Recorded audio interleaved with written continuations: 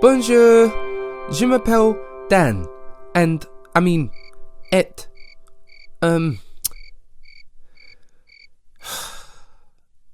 never mind. I'm Dan, and I'm 14 years old, and my story, well, it won't make me look good, but I do regret what I did, and I know how much I let everybody down, because I faked an injury to get out of a school test, and boy did it spiral out of control. You'll never believe it. So, here's what happened. Firstly, a quick rundown of my family. There is Mum.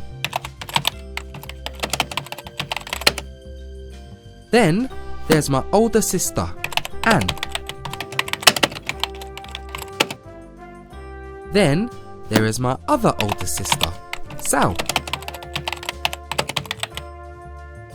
Anne and Sal fight like cats and dogs. Anne always accuses Sal of stealing her clothes and makeup. And in my story, there's also my best friend, Rob.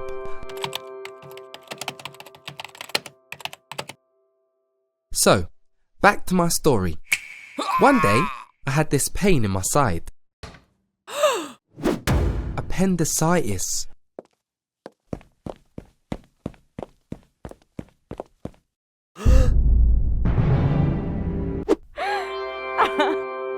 It was like my family were different people.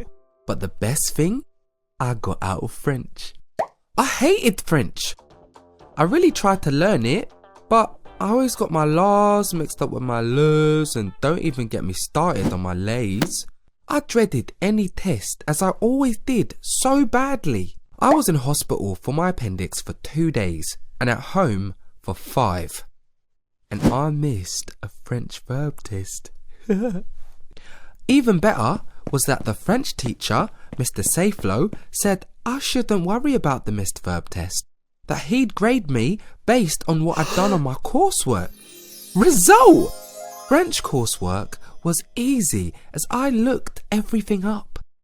My appendix was the best thing that ever happened to me. That was, of course, until I got better. And to make things worse, Mr. Saflo announced a huge verbal French test soon. My worst kind of test, where you have to speak French in front of the whole class.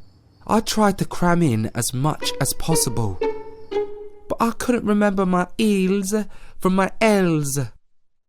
I told Rob I'd do anything to get out of the test. Then I said, maybe I should fake an injury. Rob thought I was kidding, of course. And then I thought, maybe I should fake an injury. And I thought about it. And I thought about it. How would I do it? Well, I'll tell you. Firstly, it couldn't be too serious that I'd have to go to the doctor or hospital. If I could just miss school for like 3 days, then I'd miss the test. Easy.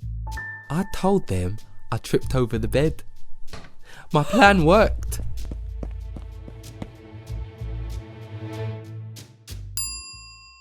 The next day, Mum said I should rest my ankle and stay off school. Result, or rather, resultat. Mum said I could revise for the French verbal test. But I knew I wouldn't need to. Rob phoned to see if I was okay.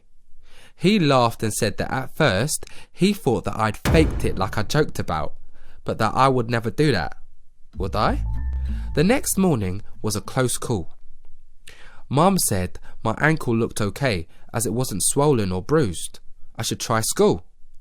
But I insisted it really hurt. And thankfully, she let me stay home again.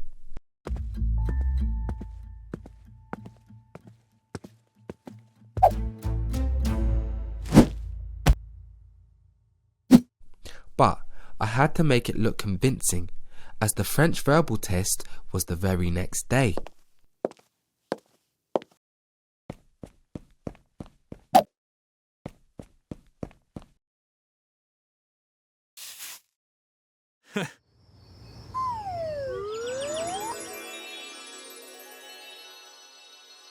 And she believed it, and so did Rob.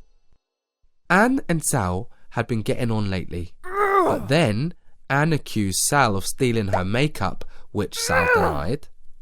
But I couldn't tell them it was me. I'd done it. I'd missed the stupid test.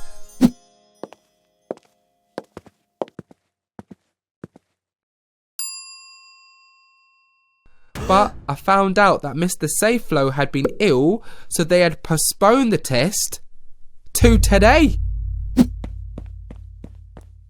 I hadn't even bothered revising as I'd thought I'd missed it. There was only one thing to do. I had to fake being sick to get out of it. Mr. Safeflow wanted to call an ambulance, but I insisted it was something I ate. Did I feel bad? Yes.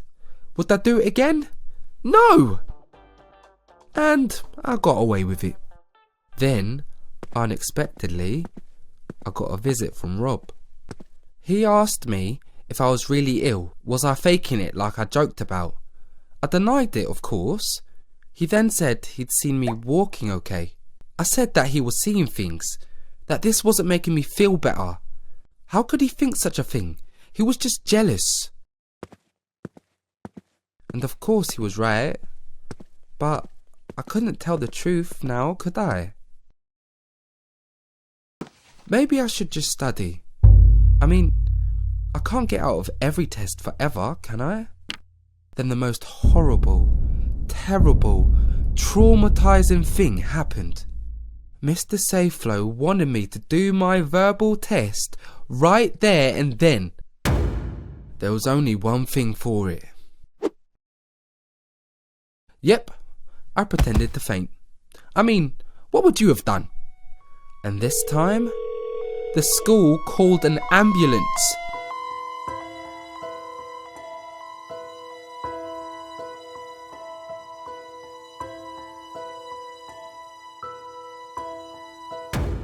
The doctor told me that there was nothing wrong on my x-ray or in my blood. Had the pain improved? I knew I had to tell them the truth, but I couldn't. I wondered if this might be a criminal offence and I'd be sent to jail. And Rob turned up. He told me that I was taking things too far now, that I needed to tell the truth, that he didn't believe I was ill. Not telling the truth would make things worse, that my mum didn't deserve all this. And I said, I don't know what you're talking about. Then Rob said, if you don't tell them, I will. I felt terrible about what I'd done. But I just couldn't tell the truth. What was wrong with me? They told me that it was best to keep me in hospital, do more tests. So I decided to tell them the next morning that I was feeling much better, that perhaps it was rest that I needed.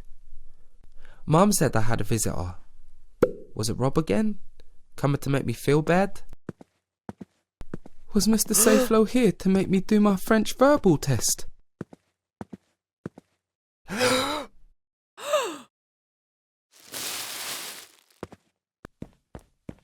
Mum told me that the doctors wanted to operate. Open me up to see what's wrong. There's nothing wrong with me! I said I was sorry, but it didn't seem enough. The doctor said how me lying stopped other people from getting an x-ray or seeing the doctor, someone that really needed it. What had I done?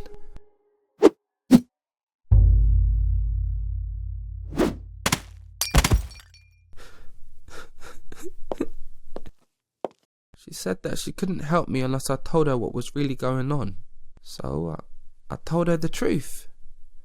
That I did it to get out of that stupid French test as I found it all too hard. I said I was so very, very sorry still. That every time I thought about what I did, I cringed. That I realised what I did was wrong. Mum was surprisingly understanding, and the next day she came into school with me. She explained to Mr. Sayflow that I was struggling, and he agreed to give me extra lessons. But then he said I could do the verbal test next month. And he arranged for me to talk with the school counsellor about my study worries and the pressure I felt. And Mr. Sayflow stuck to his word and helped me with French, and I passed. I wasn't perfect, no, but I did it. And guess what? It wasn't so bad. N'était pas si mal. And the funny thing is, I realised I knew more than I thought I did. I was just putting it off all the time, not facing it. And of course I realised how selfish I was, faking my injuries and pretending to be sick when I wasn't. What a waste of everyone's time. And as for Rob, luckily, we're friends again. He never did tell anyone I faked it, as he didn't want to get me in trouble. He also said I should have told him I was struggling with French, and he would have studied with me more. If only I'd realised it could have been that easy to get help. It pays to tell your friends, family or teacher if you feel like you're struggling with your schoolwork, before it gets out of hand like it did with me. So tell me, have you lied to get out of a test or doing your schoolwork? Do share your stories. Well, thanks for listening, and au revoir, mon ami.